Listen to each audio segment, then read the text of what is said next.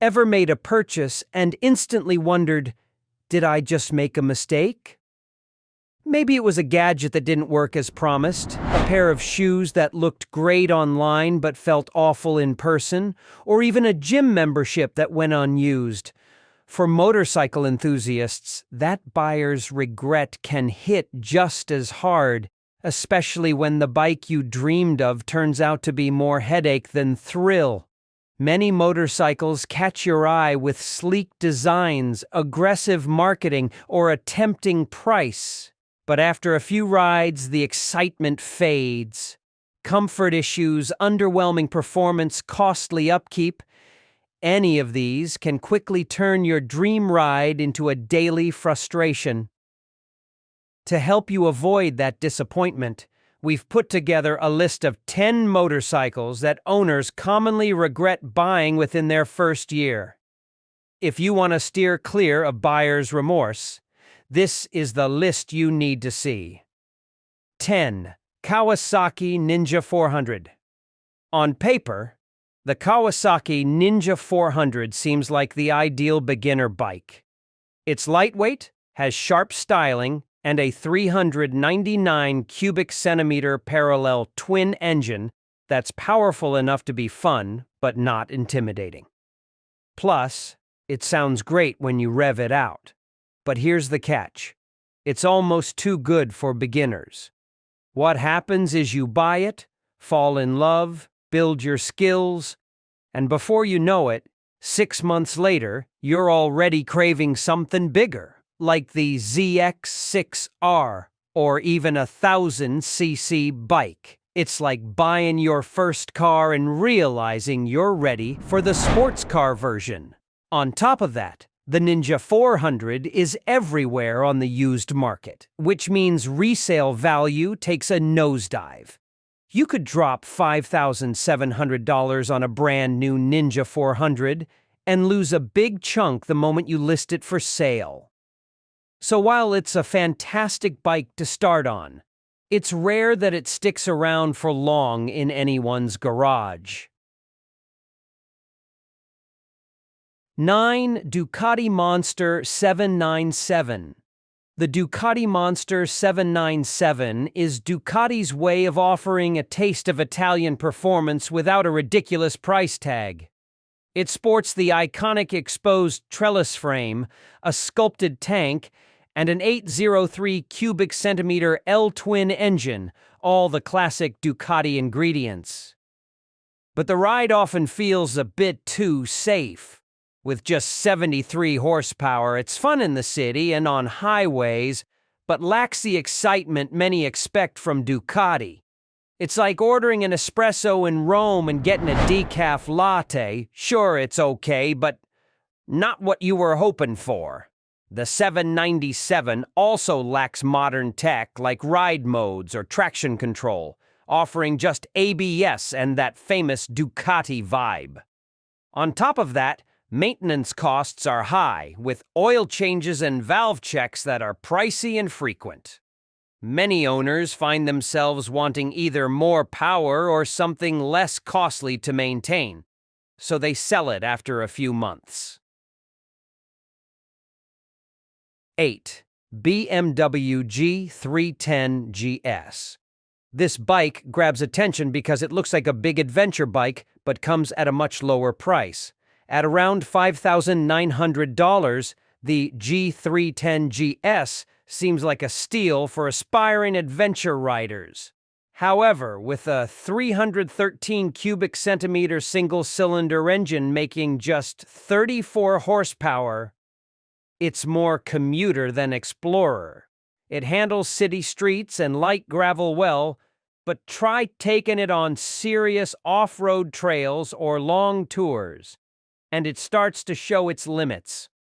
Riders complain about wind buffeting, engine buzz, and a top speed that makes highway semis look threatening. Most buyers want an adventure bike to go places. But when the G310 GS can't keep up with those dreams, it ends up on the resale market fast. 7. Indian Scout Bobber Instagram loves the Indian Scout Bobber, and it's easy to see why. Blacked out styling, chunky tires, and a slammed stance make it look like the coolest bike in any parking lot. But that aggressive styling comes with trade-offs. The ergonomics are brutal, especially for anyone not exactly the right height. The slammed stance punishes your lower back, the foot pegs feel awkward, and the seat has about as much padding as a folding chair at a punk show. Suspension is stiff, the ride is harsh, and ground clearance is minimal. Bump the wrong pothole, and you might feel it in your tailbone. The base price is about $11,800, but add in a comfortable seat, windshield, and bags to make it practical, and you're pushing $14,000. Great for social media, not great for comfort or daily use. Many owners sell before the first full riding season ends. 6. Suzuki GSX 250R. The GSX name suggests performance, but this Suzuki barely delivers.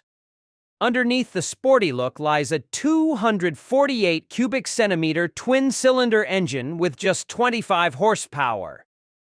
Barely enough to keep up with traffic. It feels like it's constantly working hard just to maintain highway speeds, meaning you're almost always at full throttle. For commuting, it's okay. But for anyone wanting a sportier ride, it's a letdown. Compared to competitors like the Yamaha R3 or Ninja 400, the GSX 250R falls short in power and features. It costs around $5,000 new, but depreciation hits hard, selling it for more than $3,000. 5. Ducati Panagale 1299. This bike is a stunner, with Italian style and raw power to spare. The Panagale 1299 boasts a 1,285 cubic centimeter L-twin engine, producing around 205 horsepower, paired with a sound that can move even the most stoic riders. But it's not a bike for the faint of heart. It's aggressive, demanding, and unforgiving, requiring serious skill and respect to ride safely. It's not comfortable for daily use either. Maintenance costs are sky high, and early models had technical problems, including timing chain and oil system issues that led to recalls. Many buyers get it to flex or for track days, but quickly find it too wild for regular roads, listing it for sale within months. 4. HarleyDavidson Street 500. Harley tried to attract new riders with the Street 500, a smaller, more affordable, urban-friendly bike priced around $7,500. But it missed the mark. The 494 cubic centimeter Revolution X engine was quiet and lacked Harley's iconic rumble. The bike felt more like a generic metric cruiser than a true Harley-Davidson. Build quality was hit or miss, with cheap parts and sloppy welds. The riding posture was awkward, making slow rides feel uncomfortable.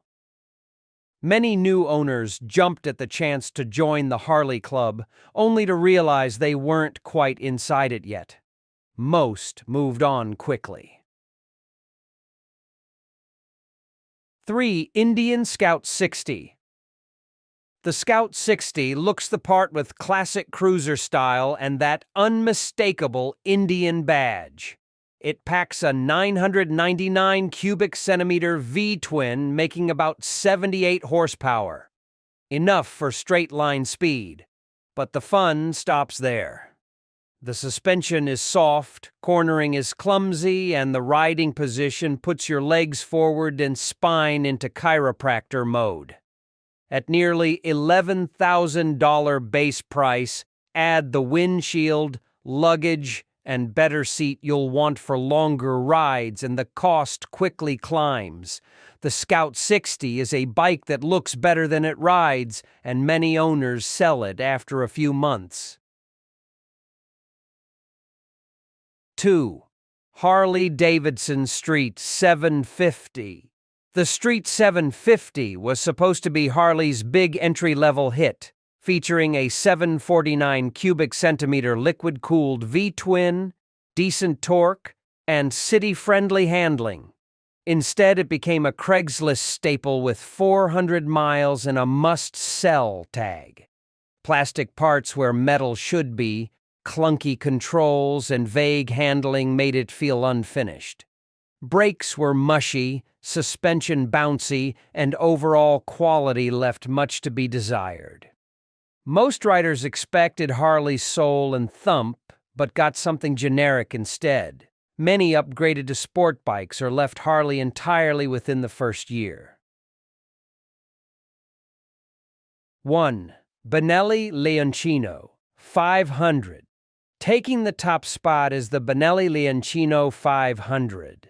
A retro-styled scrambler that looks great and comes at a tempting $6,700 price.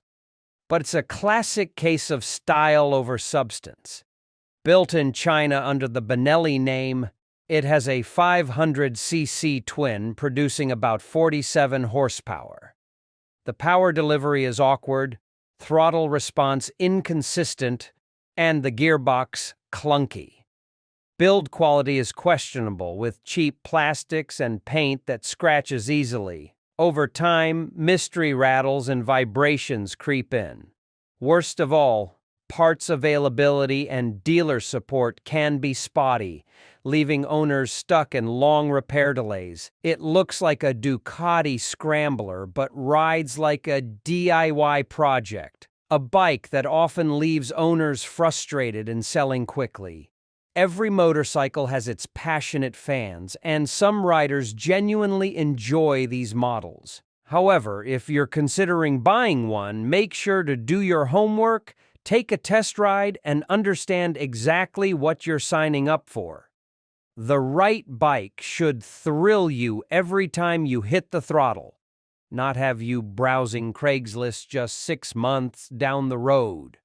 If you found this helpful, don't forget to like, subscribe, and hit the notification bell for more honest reviews and rider tips. Got a bike you love or one you regret? Share your story in the comments below.